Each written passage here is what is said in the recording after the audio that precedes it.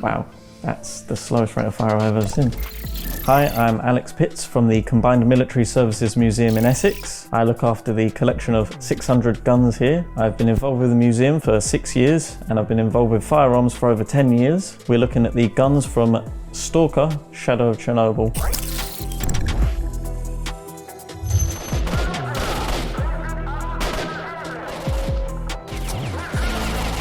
Up first, we have what's called the IL-86. A little bit different to the real world name. The military designation is L85A1. The first thing to note is the fact that the gun has been mirrored. The chamber, which opens up here, is on the right side on the real ones, whereas what we can see from in the game, it's on the other side, in which there shouldn't be anything there but a pad which you rest your cheek on when you're aiming the weapon.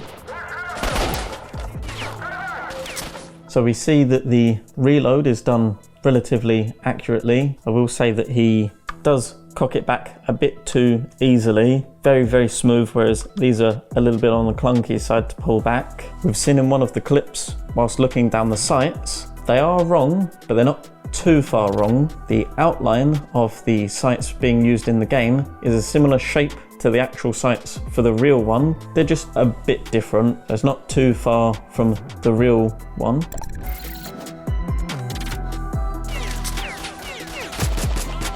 Something interesting I've noticed, we've got a dust cover that is the same as the AR-15 and opens up so that when you're ready to fire, the ejected casings can come out. When you're not in use, typically you'd close this to stop dust getting in. When we're firing it in the game, it tends to flap around quite a lot, in which the real life ones hardly move whatsoever. And then weirdly enough, when we stop firing, the dust cover closes itself and then reopens itself when it's ready to fire, as if it got a mind of its own. Wow, that's the slowest rate of fire I've ever seen. So we've seen in some of the gameplay, the rifle is being used in full auto in this scene, and it almost sounds like it's in semi-automatic. Whether this has been added for gameplay mechanics to keep it really accurate, I'm unsure on that one.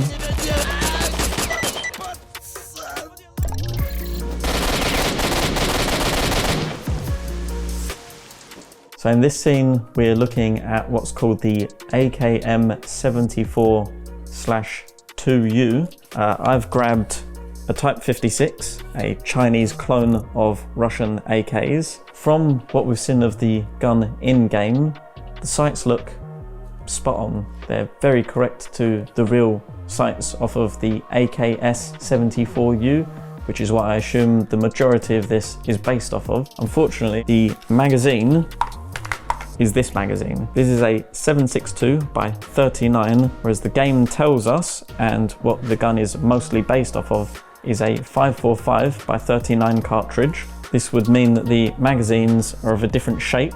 It's not to say that there aren't rifles of this design in 7.62 by 39, being as though the sights are correct, the designation is almost correct. I'd say that they just got the wrong magazine for the wrong gun.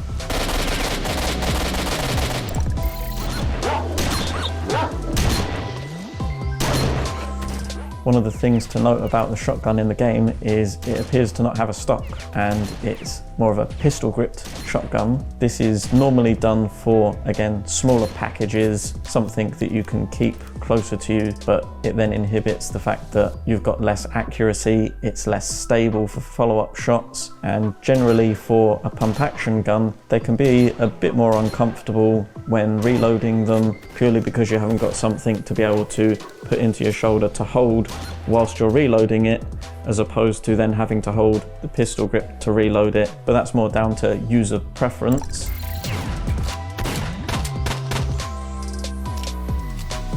So we've got the Kora 919, again possibly another licensing issue with the Colt manufacturer of some of these pistols. It does look a little bit different in the hand to what you'd be a bit more used to seeing with 1911s.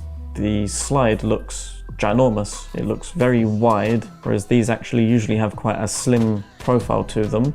The reload is very funky in the fact that he doesn't have to do almost anything to reload it. He just takes a magazine out, inserts a new one, and away we go. Whereas unfortunately, there is a little bit that needs to be done. When the last round in the magazine is fired, the slide opens up and locks back. When a new magazine is inserted, nothing happens.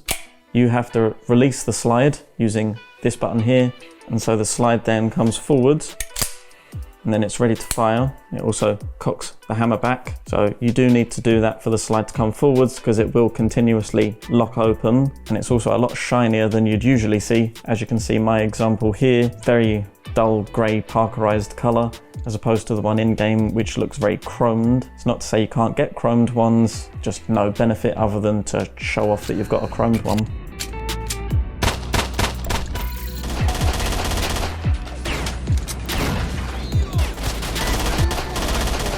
So in this clip, we've got what's called the Viper 9x18. Off the go, we can immediately say there is no 9x18 MP5, but it's definitely based off of an MP5 of some sort.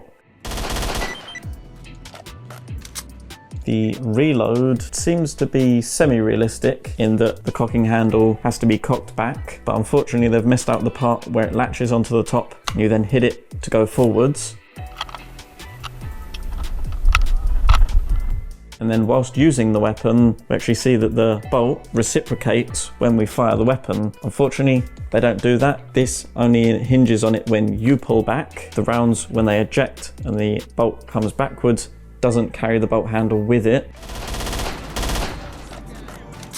That just stays forwards, but the ejection port, as we can see, is opening, moving backwards, the casings are coming out, so it's a very good representation of that being used.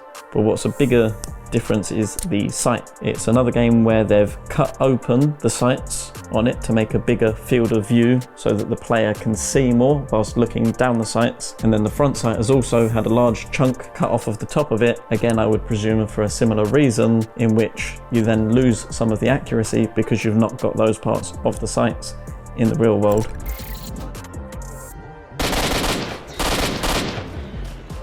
For the firearms of Stalker, it does get a bit weird with everything being mirrored on the left-hand side. It doesn't affect the fact that I can see a lot of the mechanisms working on the firearms. It's definitely a really cool feature as well, that they've added different types of ammunition into it that seem to be able to be used through almost every firearm in the game. Having that variety is good for game mechanics, and it's good for the real world, as it shows what we can do in the real world with different ammunitions. For even more Stalker 2, make sure to watch our final preview or the latest official trailer. And for everything else, stick with IGN.